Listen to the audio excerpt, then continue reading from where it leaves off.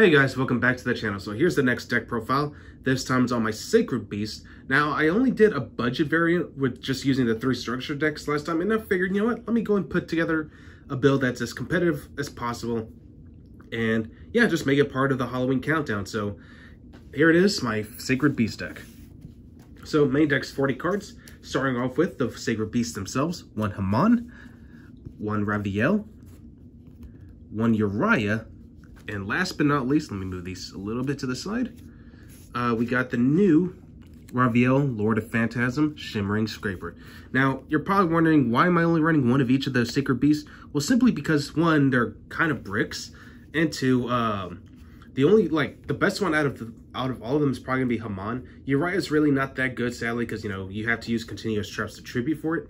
And Raviel, though not too bad himself, it just requires a lot of fiends, and I just can't really, there's not really a deck that fills up the board. It's more of a control stylish board, or control stylish deck. And yeah, now if you don't like Uriah, you can always just cut that and run a second Haman if you want, because again, Haman to me is probably the best one, especially with his continuous spell, which we'll get to later on. And Raviel, Lord of Phantasm, Shimmering Scraper is just a way to power boost your Sacred Beast monsters. So, and it also has self-recursion too, so yeah, definitely a great card to run at least at 1. So yeah, anyway. Figured that's generally all you ever need when it comes to the Sacred Beast. Now for the actual engine, starting off with 3 copies of Dark Beckoning Beast is probably your main starter. If this card is normal summon, you can add any one to the Sacred Beast or a card that lists them in their text. So yeah, and it also gives you an additional normal summon for another Fiend monster. So basically this is a one card Curious, as I mentioned last time in my Thunder Dragon deck. This or the Awakening of the Sacred Beast. So as long as you open with either one of them, you're pretty much got full combo here, basically. Next up, 3 Chaos Summoning Beasts. So you can tribute this card, special summon any one of the Sacred Beasts from your hand. And also, and if this card is in your graveyard, you can banish it to add 1 Fallen Paradise. And keep in mind, whenever you special summon the Sacred Beast, it does ignore summoning conditions. So yeah, that's one of the cool things about Chaos Summoning Beast. Next, Dark Summoning Beast. So it's a level 5, unfortunately, so I'm only running this at 2. You can tribute this card, special summon any one of the Sacred Beast monsters from your hand or your deck. And yeah, same thing, just ignore the summoning conditions. Also, monsters you control cannot attack for the rest of the turn, which is kind of bad, but if you're going first, it really doesn't matter anyway, so yeah, it's perfectly fine. And also, you can only use this effect of Dark Summoning Beast once per turn, and you can banish this card from your graveyard, add any one of the 3 Sacred Beasts from your deck to your hand. So it's another good way to search out the actual Sacred Beasts themselves too. And yeah, that's generally it for these guys.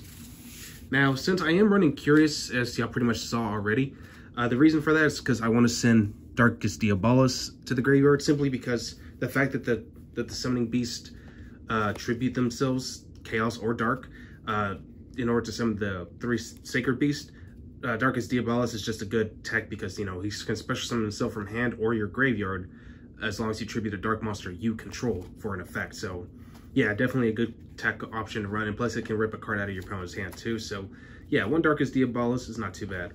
I'm also running a small danger engine, 1 Mothman, Nessie, Jackalope, and Tsuchinoko, just the best ones, simply because they help you fix your hand, and especially because, you know, like I said, this deck does have potential of breaking sometimes, so it's good to just have cards that can help you fix up your hand, you know, just kind of like get rid of dead cards that you don't really need. And yeah, that's generally it. All right, moving on. For the hand traps, I'm actually running 3 copies of DD Crow. DD Crow is actually pretty good this format, so don't really underestimate this card. It's good against Dinosaur because, you know, you slap that miscellaneous out of the grave, they'll never have the opportunity to use it. Eldritch, you know, gets rid of resources, you know, and for Noble Knights, any combo deck that really utilizes the graveyard, you definitely want to get rid of their resources as quickly as possible. And of course, 3 impermanences. Though it's not mandatory or anything, you could switch these out if you don't like these. Ghost Ogre is still pretty good, Effect Veiler's good, Ash Blossom, whatever you want. Alright, now moving on to spells. Running 3 copies of Opening of the Spare Gate. So it's it's basically the same thing as Dark Summoning, or not Dark Summoning, Dark Beckoning Beast.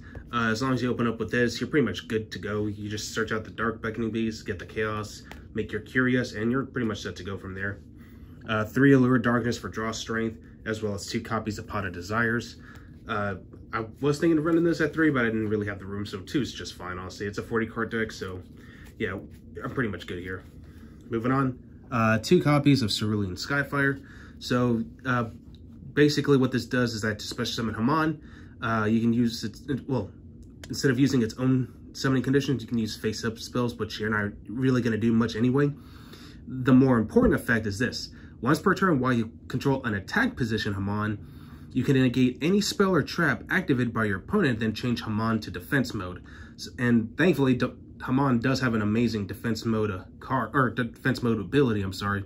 So yeah, and honestly, if a face-up, that's going to be like your most important thing. But anyway, moving on, if a face-up Uriah, Haman, or Raviel you control leaves the field, you take no battle damage you take no damage for the duration of the turn, so that's pretty good.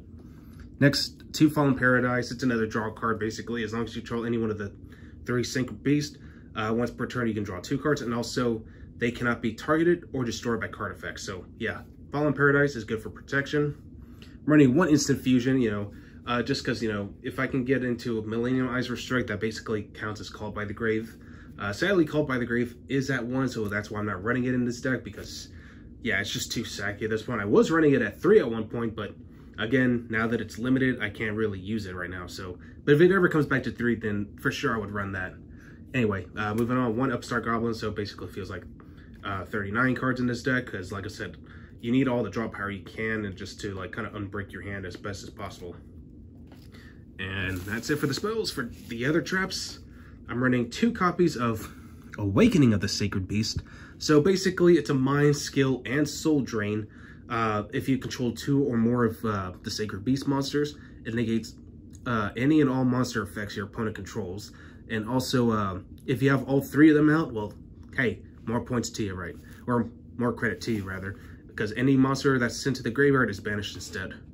But also, yeah, like, if you control 1, each time your opponent normal or special summons a monster, you gain life points equal to that monster's attack points. So that's actually really good.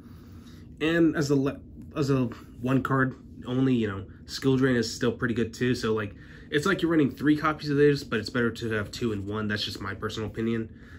Because, you know, skill drain, because the monsters themselves don't really do much, but if you can have these 3 cards out, you know, you're pretty much good to go, really. Like, that's all you're trying to do, is just apply as much pressure as you can and just beat over your opponent with very large monsters, you know.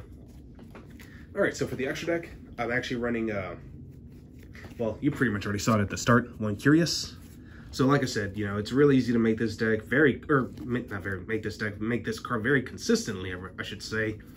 And again, you're generally going to dump Darkest Diabolus most of the time anyway, or any of the other the beast monsters, like the starters, just so you can get like some added value.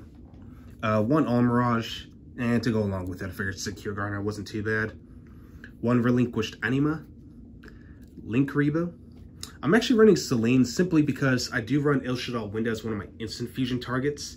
And yeah, it's just like you can bring her back easily if you use instant fusion to bring her out and then just link off with it to make Selene. You can easily bring her right back and not worry about the drawback of instant fusion. I'm actually running a Nightmare package, pretty much the entirety of it. 1 Phoenix, 1 Cerberus, 1 Unicorn, and of course 1 Griffin. Now keep in mind, you're not going to rely on your extra deck too much, because again, the Secret Beasts themselves will put a lot of work for you, especially the trap cards. So yeah, like these are just like cards that you can get into, you know, with the other extenders like the Dangers or Darkest Diabolus, however way you want to go about it. For instant fusion targets, depending on the situation and how I want to utilize it, I have Il Shadal Winda, I have Mud Dragon of the Swamp, both Millennium Ice Restrict and 1000 Ice Restrict, mainly for, you know, spot removal.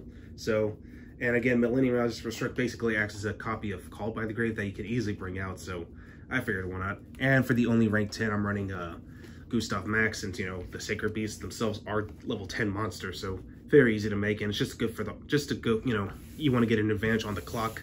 So yeah, not too bad. Side deck, you know, it's just basic stuff, you know, stuff that you want to use during this meta. 1 or 3 copies in the Nibiru. I'm actually running Phantasme. Phantasme is actually not too bad. Another card that could fix your hand. And, you know, against a combo heavy deck like Dragon Link, this is the perfect card against Dragon Link.